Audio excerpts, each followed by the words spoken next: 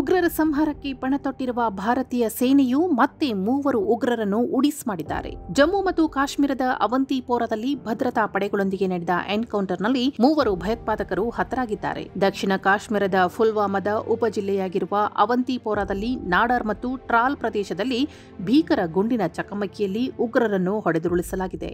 ಕಳೆದ 48 ಗಂಟೆಗಳಲ್ಲಿ ಇದು 2ನೇ ಎನ್ಕೌಂಟರ್ ಆಗಿದೆ. ಕುಲ್ಗಾಮ್ನಲ್ಲಿ ಎನ್ಕೌಂಟರ್ ಶುರುವಾಯಿತು. ನಂತರ ಶೋಪಿಯಾನ್ನ ಅರಣ್ಯ ಪ್ರದೇಶಕ್ಕೆ ವಿಸ್ತರಣೆಗೊಂಡಿತು. ಗುಪ್ತಚರ ಮಾಹಿತಿಯ ನಂತರ ಭದ್ರತಾ ಪಡೆಗಳು ಭಯೋತ್ಪಾದಕರ ಒಳನುಸುಳುವಿಕೆ ತಡೆದು ಹೊಡೆದು ಹಾಕಿವೆ. ಭಾರತೀಯ ಸೇನೆಯು ಎಕ್ಸ್ ಖಾತೆಯಲ್ಲಿ ಪೋಸ್ಟ್ ಮಾಡಿದ್ದು, ಮೇ 13, 2025ರಂದು ಶೋಪಿಯಾನ್ನ ಶೋಕಲ್ ಕೆಲ್ಲರ್ ಪ್ರದೇಶದಲ್ಲಿ ಭಯೋತ್ಪಾದಕರು ಇರುವ ಬಗ್ಗೆ ರಾಷ್ಟ್ರೀಯ ರೈಫಲ್ಸ್ ಘಟಕದ ನಿರ್ದಿಷ್ಟ ಗುಪ್ತಚರ ಮಾಹಿತಿಯ ಆಧಾರದ ಮೇಲೆ ಭಾರತೀಯ ಸೇನೆಯು ಶೋಧ ಮತ್ತು ನಾಶ ಕಾರ್ಯಾಚರಣೆಯನ್ನು ಪ್ರಾರಂಭಿಸಿತು.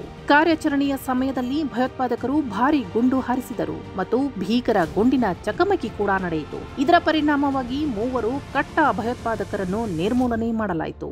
ಕಾರ್ಯಾಚರಣೆ ಇನ್ನೂ ಪ್ರಗತಿಯಲ್ಲಿದೆ.